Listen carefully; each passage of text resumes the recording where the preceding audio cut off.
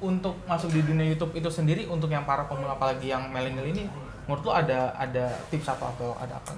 Kesulitan yang paling utama menurut gue itu adalah konsisten.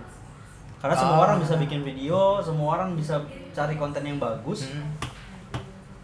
Ketika mereka udah bikin, agak susah buat, kayak termasuk gue ya, agak susah buat konsisten gitu. Gue ngupload setiap hari atau ngupload seminggu sekali, itu agak susah tuh menurut gue ya. Karena ya itu, kadang kita udah ngupload 2 video atau 3 video kayak yang nonton sedikit ya, jadi kayak udah hilang gitu. Nah padahal kunci utamanya memang konsisten, termasuk youtuber besar yang gue kerjain kayak Ria Ricis, Atta Lintar sama Arafa juga mereka konsisten. Oke Podcast, obrolan karyawan.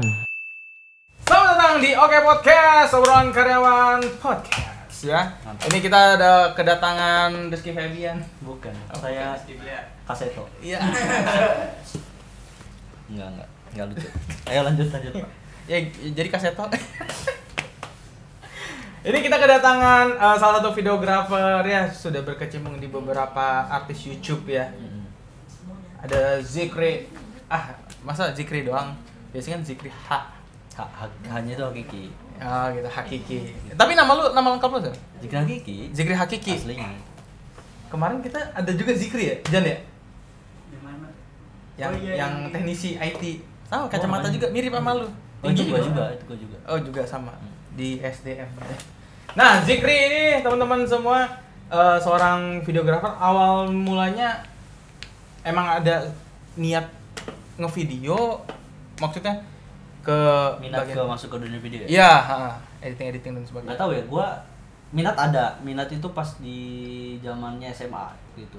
Cuman dulu itu gimana ya, belum bisa dibilang familiar dengan dunia videografi.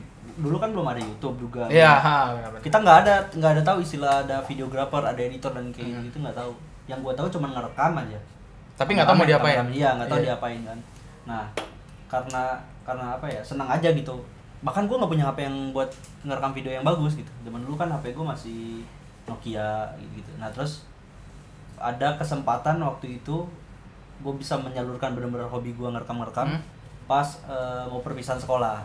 Oh, ada yang dokumentasi. Nah, pilihan dari sekolah waktu itu. Ini yang benar-benar udah masuk ke video ya. Udah masuk ke dunia video, ngerekam, dunia merekam lah. Iya. Merekam. Waktu itu kepala sekolahnya memberikan pilihan kepada kita, siswa-siswanya. Kelas 3. Mau bikin buku tahunan atau dokumenter kelas. Karena waktu itu angkatan gua nggak terlalu banyak, kalau bikin buku tahunan agak tekor ya, karena harusnya jumlahnya harus lebih banyak gitu masuk ke percetakan biar nggak terlalu over budget. Akhirnya ya udah bikin dokumentasi kelas. Nah di situ gua pinjam HP teman gitu, jadi kalau mau keluar liburan kita jalan-jalan gua rekamin. Gue yang rekamin tuh. Jadi di dokumenter kelas itu hampir nggak ada gua karena gue yang rekamin terus. Berarti tapi waktu itu lu juga yang edit atau? Nah iya, waktu itu pakai Windows Media Player. Movie Maker. Gue juga pernah buat. Movie Maker itu aplikasi editing bawaan Windows. Udah pasti ada. Yang penting video taruh. Gitu aja udah. Kelemahannya waktu itu nggak semua video bisa masuk, Pak, ke Movie Maker karena kita harus convert dulu kan. Iya, formatnya. WMV kan. Iya. Mau HP lu padahal MP4 yang udah bagus kan. Jadi harus convert dulu. Jadi ngompres, jadi burem semua videonya. Iya, jadi pecah.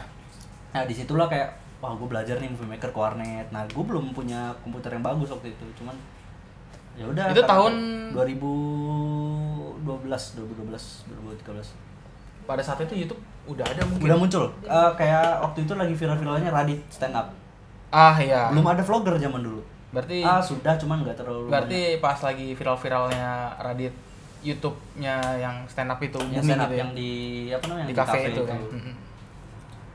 Nah, terus kayaknya aku merasa pada saat itu juga seorang videografer gitu, ya videografer filmmaker, kita udah melihat bahwa kaya banget nih orang yang jadi filmmaker atau videografer itu. Cuman mas-mas foto ini, apa namanya? Mas-mas cetak foto. Yang kalau misalkan apa sih? Yang tempat-tempat studi foto itu apa sih? Iya, studi foto. Iya, maksudnya yang sering kita lihat kan mereknya apa sih? Kodak kayak gitu. Oh iya, Canon gitu. Ya gitu kan. Berarti kan yang kayaknya yang paling paham banget kayaknya dia pada saat itu yang ngerekam Iya. pernikahan, wedding atau apa gitu kan. Itu yang waktu itu kita hampir nggak tahu edukasi tentang video kan. Makanya yang ibaratnya zaman dulu tuh yang punya skill video itu foto cuma beberapa orang aja. Jadi nggak semua skill ya, iya skill maksudnya yang tahu kameranya harus kayak gimana nanti. Makanya zaman dulu tuh kayak langka lah, videografer tuh langka. Bahkan belum bisa disebut videografer zaman dulu kan tukang foto, tukang kamera kan. Iya. Sempat ada cerita juga. Jadi pas zaman sekolah udah mau perpisahan itu kelas 3 udah mau keluar. Nah karena gue hobi video ya, hobi foto gitu, gue pinjam terus ya belajar gitu foto. Nah teman-teman gue yang lain bilang, lu ngapain jadi tukang foto gitu, yang gajinya juga dari mana gitu, duitnya kan nggak ada gitu, ngapain jadi tukang dulu kan tukang. Kirain gua teman lu bilang kan lu minjem handphone tuh. Handphone gua kemana Jik? Lu ambil. Ada satu si teman gue yang ada gitu. Lu klepto, katanya lu klepto ngambil handphone. Nah. Oh itu jadi maksudnya kang foto, orang kan foto kan tukang foto. Dulu itu masih kayak ngapain sih lu jadi tukang video gitu, ngapain jadi videografer istilahnya kan belum jelas nih maunya kerjanya bakal kemana. Sementara orang-orang dulu tuh taunya kalau videografer tuh pasti masuknya ke TV. Oh ya broadcast atau wedding kan. Nah, wedding pun zaman dulu nggak terlalu familiar gitu, orang-orang yang nggak terlalu banyak gitu yang bisa videografer. Kayaknya pun yang orang bisa editing dan sebagainya itu pasti ditarik ke tempat tukang foto itu tadi, yang studio foto kan. Itu, paling ya ujungnya ke situ. Dan juga semakin sini juga kamera udah semakin bagus, terus juga kamera handphone juga udah semakin proper lah kalau mau ngebikin video tanpa harus kamera yang Sony Alpha atau apapun udah bisa juga sebenarnya kan. iPhone bahkan. Iya. Terbukti sama Billie Eilish kan bikin video klip. Ya pakai handphone, pakai iPhone gitu kan. Itu juga keren juga sih. Oke. Sebentar ada iklan. Gue sempat juga tuh dulu masuk ke wedding.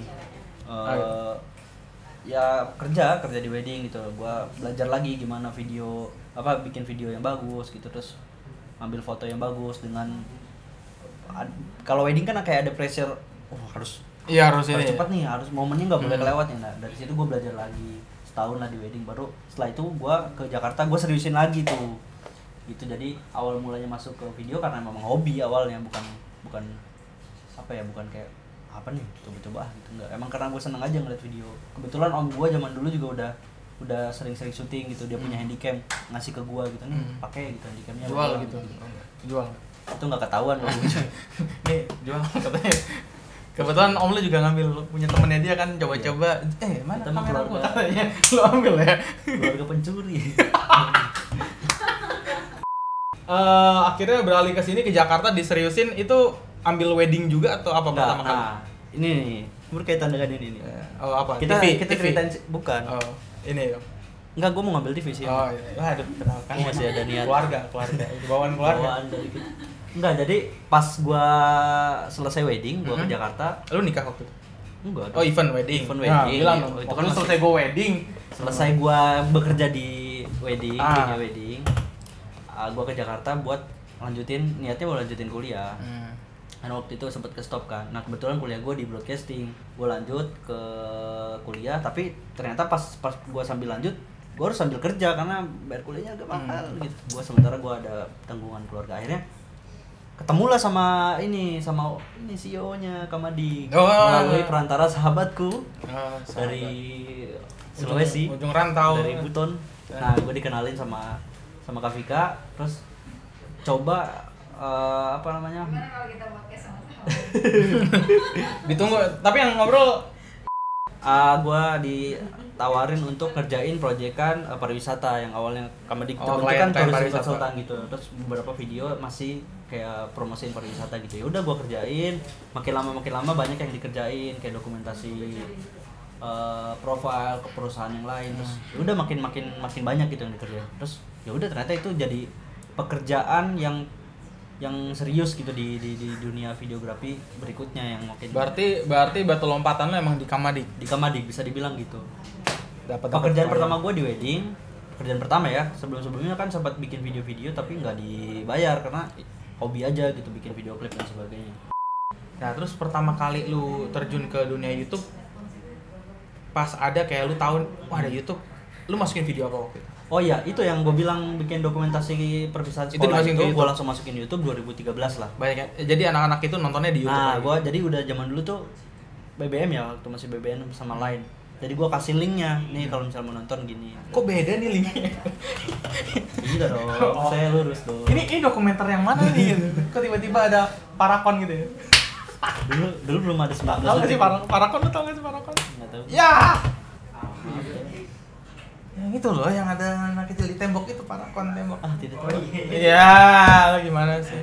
Nah pokoknya gue yang langsung buru-buru. Gue udah ngupload itu tahun 2013. Gue udah tahu YouTube. Dari situ gue memperdalam kalau YouTube itu bisa dapat uang. Nah baru muncul dulu YouTuber kayak Reza Arab tuh 2014 tuh. Game kan dari game. Terus muncul kayak mereka ngebocorin bahwa di YouTube tuh bisa dapat uang. Nah gue pelajarin meskipun gue nggak menjadi YouTuber karena gue belum punya tools dan belum punya ide mau bikin apa kalau dulu. Akhirnya udah gue tetap kerja di perusahaan gitu, bikin video di Pertamina.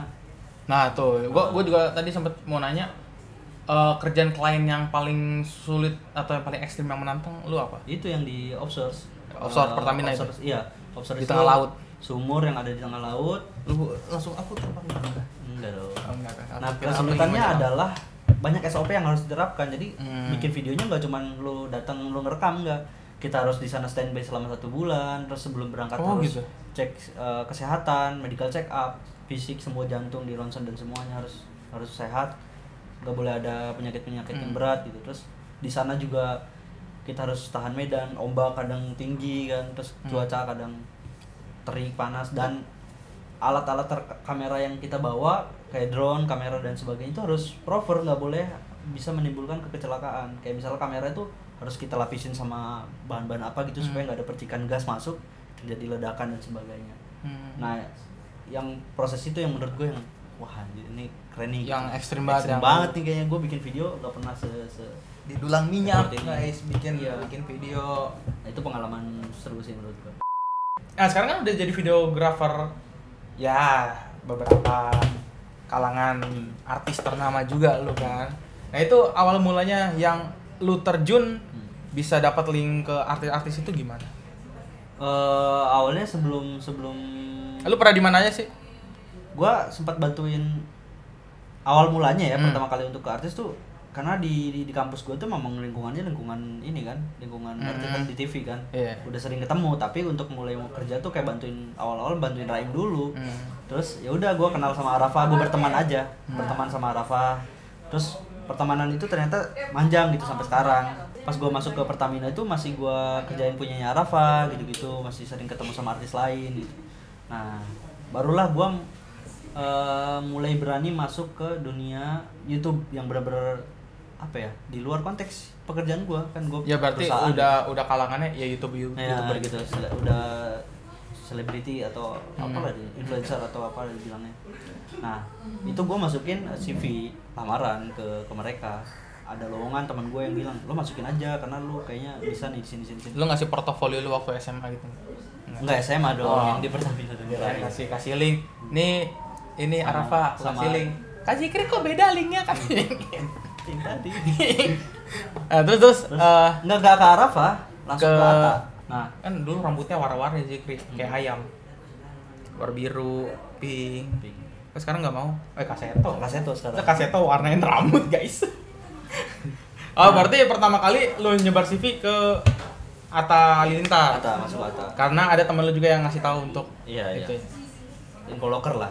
Cuman akhirnya gue masuk. Nah, di situ gue 1 tahun menggeluti dunia YouTube. Jadi ilmu yang gue pelajarin dulu tuh yang gue searching di YouTube, ternyata di dunia. Akhirnya gue masuk ke situ juga, nyemplung ke dunia YouTube. Meskipun gue nggak jadi YouTuber. Ya udah, setelah 1 tahun berlalu ya udah, gue stop dari sana. Ada pertimbangan lain. Sekarang gue fokus editing only di. Kalau dulu sama videografernya ya? Videografer juga sama sih. Ya kalau di sini fokus ke editing aja. Jadi biarin ada tim yang itu, ntar lu yang olah aja gitu. Gitu.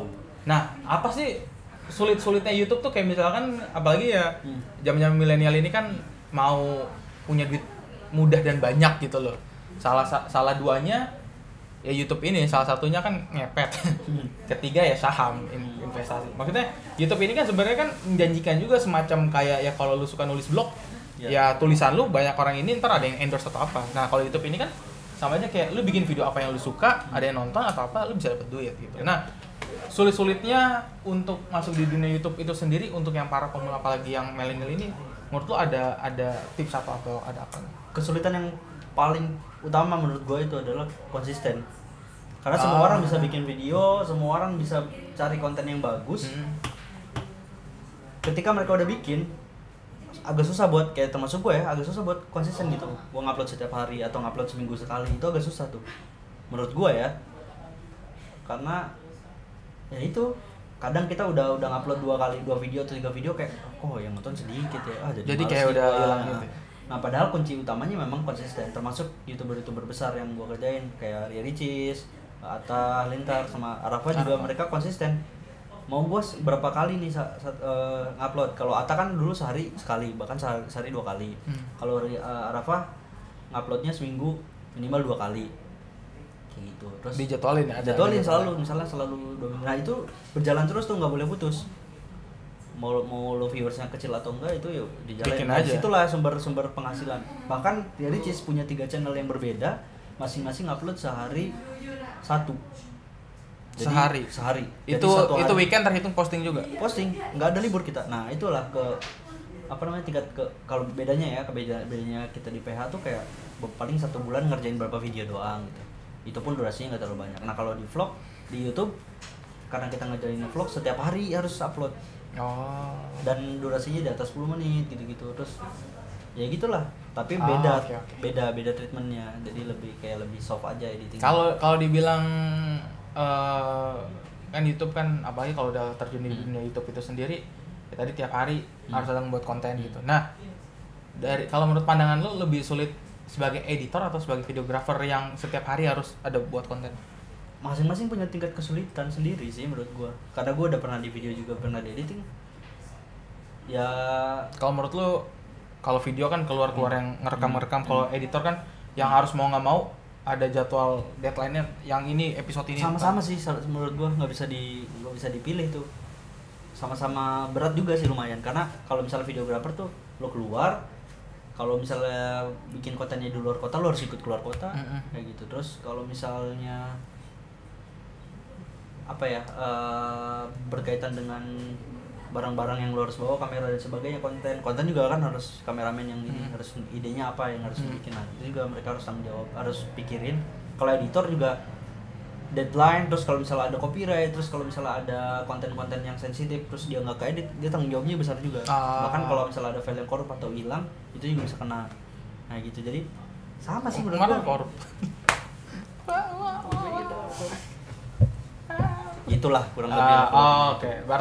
Berarti kalau misalkan ada penonton yang nonton podcast yang gue jadi bimbang nih, gue mau videographer atau editor gitu. Kalau dari menurut lu sendiri ngasih taunya ya udah, kalau lu bisa dulu ya udah ambil dulu atau gimana? Nah, sekarang kebanyakan bahkan pada umumnya videographer itu sudah bisa edit, harus bisa edit karena udah include ya. Karena di dunia, apalagi kalau misalnya masuk ke dunia YouTube ya, rata-rata mereka bisa ngerjain dua-duanya. Dan YouTube misalnya bos lu YouTuber gitu, terus nge-hire orang, mereka mintanya lu udah bisa nge-video, bisa ngedit juga. Jadi udah bukan cuma spesial satu. Berarti lu beruntung juga sebagai ya udah gue editor aja. Enggak juga sih, karena beberapa kesempatan momen-momen tertentu gue yang harus syuting, karena misalnya kita backup kameramennya dan sebagainya gitu. Jadi nah itu keunggulannya, kalau misalnya kita dibutuhkan kita bisa gitu. Nah beruntungnya gue waktu dulu belajarnya video sama editing juga, videografi sama editing, jadi bisa dua-duanya dan ternyata kepake sampai sekarang. Nah untuk biasanya kayak kita lihat untuk kalau misalkan yang nonton nih, gue bisa ngevideo, gue bisa editing juga, mending bikin konten sendiri aja dulu gitu ya. Karena yang konsisten itu yang sulit juga yang dibilang sama Zikri juga gitu kan. Apalagi ya kalau lo mau sebagai videografernya YouTuber, ya mau nggak mau lo harus sudah siap yang tadi juga yang sesuai yang gue pernah bahas sama Kak Vika juga tentang kerjaan, ya tekanan itu gitu loh, udah siap. Nah makanya kalau pada saat mending lo bikin konten lo sendiri, lo kelola channel lo sendiri, ya tekanannya ada di lu sendiri, tapi lu gimana caranya tekanan dari konsisten itu yang tetap selalu iya, lawannya males aja, males kitanya gitu. Dan yang lagi-lagi yang gue bilang tentang perfeksionis, karena diri kita sendiri kan maunya kan bagus, ternyata pas udah bagus yang nonton sedikit jadi hilang ini, padahal tunjukin aja selalu yang terbaik, yang betul. Bikin konten yang perfect, penonton nggak ada atau gimana ya bikin aja gitu. Nah gue juga banyak yang bilang gini sih ke gue, ya lu bikin konten aja Chris, kayak misalkan lu suka voice over, suka impersonate karakter, atau misalkan apa gitu tutorial voice over, bikinnya di TikTok ya. Gue pengen, tapi gue nggak ngerti gitu. Mungkin gue masih ada, gue belum belajar belajar di TikTok itu gimana cara ngomongnya. Sebenarnya belum mau sih, bukan nggak ngerti, belum mau aja gitu. Sebenarnya semua bisa dipelajarin di YouTube dari TikTok itu sendiri. Apa sih harapan lu, kayak misalnya gue mau bikin PH sendiri atau iya, kalau PH udah mulai berjalan sih, dan studio gue yang gue bikin tuh gue mau ngerangkul teman-teman videographer, editor juga di Jakarta khususnya, untuk bergabung gitu, ngerjain project-project freelance yang mereka nggak terikat, nggak harus datang ke kantor, mereka punya laptop di rumah gitu. Anak-anak SMA juga yang punya skill gitu bisa kerjain. Nah itu udah mulai buka belum? Udah mulai buka sih, cuman gue belum mulai ngerangkul aja. Kalau PH-nya udah ada. Kalau mau yang nyari untuk bang, gue bisa edit ini, gue bisa nggak ini? Itu hubunginnya kemana? Langsung aja di Dan Studio, di Instagram ada. Di Instagram Dan Studio. Ntar ada di deskripsi, ada di layar juga, biar kerja editor ya. Jangan editor berkelas doang, jeduk-jeduk gitu kan. Ini kan cuma tulisan doang bisa. Oke lo, berarti jadi buat teman-teman yang mau mungkin ada skill untuk videografi ataupun juga editing, tapi kalau ada yang bisa fotografi bisa juga nggak sih?